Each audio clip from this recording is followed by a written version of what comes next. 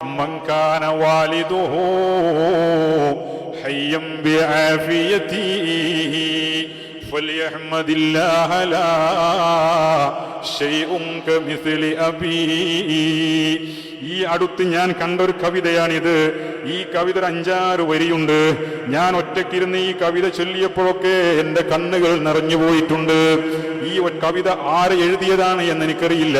എവിടെയോ കണ്ടപ്പോൾ ഞാനത് അപ്പടി കുറിച്ചു വെച്ചു മാസങ്ങൾക്ക് മുമ്പ്. ഈ കവി വളരെ അർത്ഥവത്തായ ഒരു കവിതയാണ്. ഉമ്മ ഉപ്പ എന്ന് പറയുന്ന 2 വിളക്കുകൾ, നമ്മുടെ വീടിന്റെ പ്രകാശങ്ങൾ. ആ പ്രകാശം നമ്മിൽ നിന്ന് അസ്തമിച്ചു പോയതിന്റെ വേദന അറിയുന്ന ആളുകൾക്കറിയും, നഷ്ടപ്പെട്ടവർക്ക്. ഉമ്മയും ഉപ്പയും ഹയാത്തിലുള്ളവർക്കത് തിരിച്ചറിയാൻ ഒരു പക്ഷേ ഈ കവിത ഉപകരിച്ചേക്കാം. ആരുടെയെങ്കിലും മാതാവോ പിതാവോ ജീവിച്ചിരിക്കുന്നുണ്ടെങ്കിൽ അവൻ അല്ലാഹുവിനെ സ്തുതിച്ചുകൊള്ളട്ടെ. ലാ ശൈഉൻ കമിസ്ലി അബീ, ഉപ്പാനെ പോലെ ഒരു വസ്തുവും തന്നെ ഇല്ല കേട്ടോ. പിതാവിന് തുല്യമായി മറ്റൊന്നുമില്ല കേട്ടോ. മാതാവിന്റെ മഹത്വങ്ങൾ നമ്മൾ ധാരാളം കേട്ടിട്ടുണ്ട്. ഉമ്മാന്റെ ഫളായിലുകൾ ധാരാളം കേട്ടിട്ടുണ്ട്. ഉമ്മാനെ കുറിച്ച് വഅല് പറയുന്ന 100 നാവുകൾ നമ്മൾ കണ്ടിട്ടുണ്ട്. അവിടെയൊക്കെ വിസ്മരിച്ചു പോകുന്ന ഒരു മുഖമുണ്ട് ഉപ്പാക്ക് ഉപ്പാനെ കുറിച്ച് പറഞ്ഞോളൊന്നുമില്ല. ഉപ്പാനെ കുറിച്ച് പറഞ്ഞാലും പറഞ്ഞില്ലെങ്കിലും ഉപ്പാക്ക് പ്രശ്നമില്ല. അത് ഉപ്പ എന്ന ഒരു വികാരമാണ്. പിതാവ് എന്നത് തന്നെ അങ്ങനെയാണ് അല്ലാഹു സൃഷ്ടിച്ചിട്ടുള്ളത്. നെഞ്ചിന്റെ ഉള്ളിൽ ഒതുക്കി നടക്കാൻ പ്രാപ്തിയുള്ള ഒരു പ്രത്യേക ജീവി, അതാണ് ഒരു പിതാവ് എന്ന് പറയുന്നത്. മാതാവ് മറ്റൊരവസ്ഥയിലാണ്. ഈ കവിത ഒരു പിതാവിന്റെ സ്ഥാനത്തെ ബോധ്യപ്പെടുത്താൻ നമുക്ക് ഉപകരിക്കും. മരിച്ചുപോയ ഉപ്പമാർക്ക് വേണ്ടി നിങ്ങൾക്കൊരു ദിവസവും പോലും മുടങ്ങാതെ ഫാത്തിഹ ഓതാനും യാസീൻ ഓതാനും ദുആ ചെയ്യാനും നിങ്ങളെ ഈ കവിത പ്രാപ്തരാക്കും. ജീവിച്ചിരിക്കുന്ന ഉപ്പമാരോട് ഏതെങ്കിലും നിലയ്ക്ക് വെറുപ്പോ വിഷമമോ മനസ്സിൽ കൊണ്ടു നടക്കുന്നവരുണ്ടെങ്കിൽ ഉപ്പാന്റെ കാൽക്കൽ വീണ് മാപ്പ് ചോദിക്കാൻ ഒരുപക്ഷേ ഈ കവിത നിങ്ങൾക്ക് ഉപകരിക്കും. മൻകാന വാലിദുഹു ഹയ്യം ബിആഫിയതി فليحمد الله لا شيء كمثل أبيه لصوته في نواحي الدار رهبته بالنصح والوعظ والتوجيه والأدب باللمس طفل يربيني وينصحني أبكي وأطلب أضعافا من اللعب وإن أتى والدي من شغله تعبا أقول بابا فينسى بالغ التعب واليوم سرنا كبارا في منازلنا لكن ظلوا صغارا في عيون أبي ولم يخلف لنا مالا ولا ذهبا لكن وجود أبي أغلى من الذهب. പിതാവ് നഷ്ടപ്പെട്ടവർക്ക് ഈ പറയുന്നതിന്റെ വ്യഥ അറിയും. ഉപ്പ ഹയാത്തിലുള്ള ആളുകൾ അവരുടെ വലുപ്പം തീർച്ചയായും മനസ്സിലാക്കിയിരിക്കണം. ഉപ്പ ഹയാത്തിലുള്ളവർ, ആഫിയത്തോടെ ജീവിച്ചിരിക്കുന്നവരുള്ളവർ അല്ലാഹുവിനെ സ്തുതിച്ചുകൊള്ളട്ടെ. ലസൗതുഹു ഫീ നവാഹിൽ ദാരി റഹ്ബതുഹു, പിതാവ് ജീവിച്ചിരിക്കുന്ന സമയത്ത് വീടിന്റെ നാനാദിക്കുകളിലും പിതാവിന്റെ ഗൗരവമേറിയ ശബ്ദങ്ങൾ നമുക്ക് കേൾക്കാം. ബിന്നുസ്ഹി വൽ വഅളി വത്തൗജീഹി വൽ അദബി, ഉപദേശിച്ചുകൊണ്ടും ശകാരിച്ചുകൊണ്ടും താക്കീത് ചെയ്തുകൊണ്ടും ന്യായീകരിച്ചുകൊണ്ടും. ചിലപ്പോൾ ഉപ്പ നമുക്ക് വേണ്ടി ന്യായം പറയും, ചിലപ്പോൾ ഉപ്പ നമുക്ക് എതിരായിട്ട് വാദിക്കും, ചിലപ്പോൾ ഉപ്പ നമ്മെ ഉപദേശിക്കും, ചിലപ്പോൾ ഉപ്പ നമുക്ക് അദബ് പഠിപ്പിച്ചു തരും. ഇങ്ങനെ ഉപ്പ ഹയാത്തിലുള്ള കാലം വീടിന്റെ നാനാദിക്കുകളിലും പിതാവിന്റെ സ്വരം വിവിധ രൂപത്തിൽ നിങ്ങൾക്ക് കേൾക്കാം. ആ സമയത്ത് നിങ്ങൾക്കത് അരോചകമാണ്. ഉപ്പാന്റെ ശബ്ദം ഒന്നും മിണ്ടാതിരുന്നോട് എന്ന് നിങ്ങൾ പറഞ്ഞു പോകും. ഉപ്പാക്ക് വേണ്ടി നിങ്ങൾ പല നിലക്കും ഉപ്പാനോട് നിങ്ങൾ പ്രകോപിതരായിട്ടുണ്ടാകും. അത് നിങ്ങൾക്ക് പ്രകോപനം സൃഷ്ടിച്ചേക്കാം. പക്ഷേ ഒരു ദിവസം ആ ശബ്ദമൊന്ന് നിലച്ചു നോക്കണോ, വീട് ഉറങ്ങിപ്പോകുന്നതാണ്. ഒരു ദിവസം ആ ശബ്ദം കെട്ടടങ്ങിയാൽ ആ വീട് രാജ്യമില്ലാത്ത രാജാവില്ലാത്ത രാജ്യമായി മാറും, നാഥനില്ലാത്ത കളരിയായി മാറും. അന്ന് നിങ്ങൾ തിരിച്ചറിയും, ഉപ്പ സുഖമില്ലാത്ത ആളാണെങ്കിലും സിറ്റ് ഔട്ടിൽ ഉപ്പ വെറുതെ ഇരുന്നാൽ മതി, ആ വീടിനുണ്ടായിരുന്ന പ്രകാശം നമുക്ക് തിരിച്ചറിയാൻ സാധിക്കും. ബിൽ അംസി തിഫ്ലുൻ യുറബ്ബീനി വയൻസഹുനി. ഇന്നലെ ഞാൻ കുട്ടിയായിരുന്ന സമയം ഉപ്പ എന്നെ തെർബിയത്ത് ചെയ്തു, വളർത്തി. തെർബിയത്ത് എന്ന് പറഞ്ഞാൽ ഓരോ ഘട്ടം കഴിയുമ്പോഴും കൈ വളരുന്നോ കാല് വളരുന്നോ, ആവശ്യമായ സമയത്ത് നമുക്ക് ഉയർച്ചയുണ്ടാകുമ്പോൾ, ദിവസങ്ങൾ കൊണ്ട് നമ്മുടെ ശരീരഘടനകൾ മാറി വരുമ്പോ, നമ്മുടെ ജീവിതത്തിന്റെ ഓരോ ഘട്ടങ്ങളിലും വേണ്ട രീതിയിൽ കൈകാര്യം ചെയ്തുകൊണ്ട് പിതാവ് നമ്മളെ തർബിയത്ത് ചെയ്യും.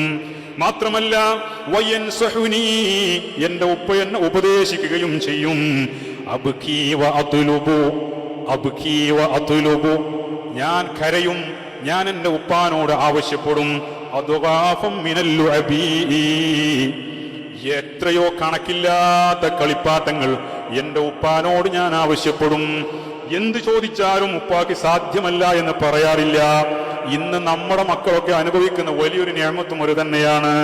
നമ്മളെ ഉപ്പമാരൊക്കെ നമ്മേക്കാൾ ദുആക്ക് അർഹരാണ്. സാമ്പത്തിക പ്രതിസന്ധി അനുഭവിച്ചിരുന്ന ഒരു കാലഘട്ടത്തിലാണ് അവർ നമ്മളെ പോറ്റിയത്. വളരെ ചെറിയ പൈസക്ക് ശമ്പളത്തിന് ജോലി ചെയ്തുകൊണ്ട് രാവും പകലും ഇരുതലയും മുട്ടിക്കാൻ വേണ്ടി കഠിനാധ്വാനം ചെയ്യുന്ന കാലഘട്ടത്തിലാണ് ആരോരും അറിയാതെ മറ്റുള്ളവരോട് കടം വാങ്ങിയിട്ടെങ്കിലും വീട്ടിലറിയാതെ ഉപ്പാവിടെയുള്ള വയറുകൾ പോറ്റിയത്, വിദ്യാഭ്യാസം നടത്തിയത്. അതിനൊന്നും നമ്മൾ ഒന്നും തിരിച്ചു കൊടുത്തിട്ടില്ല. ഒരാൾ പോലും ഉപ്പാനൊരു താങ്ക്സ് എന്ന് ഫോർമാലിറ്റി പോലും പറയാറില്ല. ഒരു മകനിൽ നിന്ന് ഉപ്പാത് പ്രതീക്ഷിക്കുന്നുമില്ല. അവർക്ക് എന്റെ ആവശ്യമില്ല. ബിൽ അംസി തിഫ്ലുൻ യുറബ്ബീനി വയൻസഉനി അബ്കി വഅത്ലുബു അദ്ആഫൻ മിനൽ ലുഅബി വഇൻ അതാ വാലിദി. എന്റെ ഉപ്പ എന്റെ വീട്ടിലേക്ക് കടന്നു വന്നാൽ മിൻ ശുഉലിഹി തഅബാ, ജോലി കഴിഞ്ഞ് ക്ഷീണിച്ച് പരവശനായി അവശനായി എന്റെ ഉപ്പ വീട്ടിലേക്ക് കയറി വന്നാൽ അഖൂലു ബാബാ, ഉപ്പാന്റെ മുഖത്ത് നോക്കി ഉപ്പാ എന്ന് ഞാൻ വിളിച്ചാൽ, ബാപ്പാ എന്ന് ഞാൻ വിളിച്ചാൽ, കൂലിപ്പണി ചെയ്ത് കഠിനാധ്വാനം ചെയ്ത് ശരീരത്തിൽ മരത്തിന്റെ കറകൾ, മണ്ണിന്റെ ചെളി പിടിച്ച് മണ്ണ് പിടിച്ച് വിയർത്ത് നാറി അവശനായി കേറി വരുന്ന പിതാവിനോട് മകൻ കേറി ഉപ്പാ എന്ന് വിളിച്ചാൽ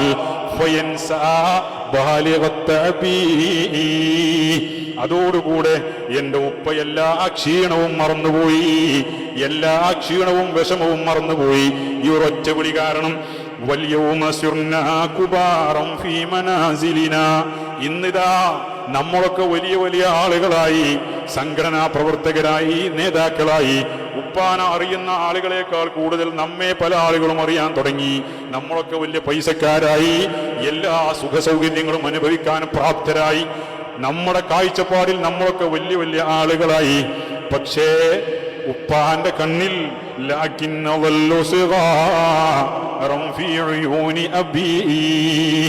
എന്റെ ഉപ്പാന്റെ കണ്ണിൽ ഞാനിപ്പോഴും അന്നത്തെ 6 വയസ്സുള്ള കുട്ടിയാണ്. എന്റെ ഉപ്പാന്റെ കണ്ണിൽ ഞാനിപ്പോഴും അന്നത്തെ 5 വയസ്സുള്ള കുട്ടിയാണ്. ഈ ബോധം നമ്മൾ തിരിച്ചറിയണം. ഇതൊരു യാഥാർത്ഥ്യമാണ്. ഒരു പിതാവിനും അവന്റെ കുട്ടികൾ വലുതാവാറില്ല. നമ്മൾ പൈസക്കാരായി, നേതാക്കളായി, നമ്മളൊക്കെ സൗകര്യമുള്ളവരായി നമുക്ക് തോന്നാണ്. അതുകൊണ്ട് നമ്മളെ ഉപ്പ നമ്മളോട് സംസാരിക്കുമ്പോ നമ്മൾ മനസ്സിലാക്കണം, ഉപ്പാന്റെ അടുത്ത് ഞാൻ ഇപ്പോഴും പഴയ ചെറിയ കുട്ടിയാണ് എന്ന്. ഇപ്പോഴും നമ്മളെ ഉപദേശിക്കും ഉപ്പ. ഈ സമയത്തും ദുബൈയിലേക്ക് പോകാൻ വേണ്ടി പല പ്രാവശ്യം ആ വീട്ടിൽ നിന്ന് ദുബൈയിലേക്ക് ഇറങ്ങിയ മകനാണെങ്കിലോ ഇന്നും ഇറങ്ങുമ്പോൾ ഉപ്പ പറയാണ്, മോനെ ശ്രദ്ധിക്കണട്ടോ, ഇത് പറയാൻ ലോകത്ത് വേറെ ഒരാളും ഉണ്ടാവില്ല. ഹയ്യായി ജീവനോടെ പിതാവുള്ള ആളുകൾ ഈ മധുരം അനുഭവിച്ചു കൊണ്ടിരിക്കുമ്പോൾ ഇതിന്റെ വിലയറിയില്ല. നാളെ നിങ്ങളുടെ ഉപ്പ പോയാൽ, ഈ ചോദ്യം നിങ്ങൾക്ക് ആദികളിൽ കേൾക്കാതിരുന്നാൽ, അന്നാണ് നിങ്ങളുടെ ഉപ്പാന്റെ വില നിങ്ങൾ തിരിച്ചറിയുക. ഞാൻ പറഞ്ഞല്ലോ, ജീവിച്ചിരിക്കുന്ന ഉപ്പമാരുണ്ടെങ്കിൽ അവരുടെ കാൽക്കൽ വീഴണേ. മരണപ്പെട്ടു പോയ ഉപ്പമാരുണ്ടെങ്കിൽ ഒരു ദിവസം നമ്മളെ കൊണ്ടൊരു ഫാത്തിഹ, നമ്മളിലൂടെയുള്ള ഒരു യാസീൻ അവരുടെ ഖബറിലേക്ക് ചെല്ലാത്ത ഒരു ദിവസം പോലും ഉണ്ടാകാൻ പാടില്ല. തീർച്ചയായും അല്ലാഹു സുബ്ഹാനഹു വ തആല അതവിടെ എത്തിക്കുകയും അതിലൂടെ നമ്മുടെ ഉപ്പാന്റെ ദറജ വർദ്ധിക്കുകയും മാത്രമല്ല, ഖബറാളികളുടെ ഇടയിൽ തന്നെ നമ്മുടെ ഉപ്പാക്ക് ഒരു സൽപ്പേരും ഉണ്ടാവുകയും ചെയ്യും.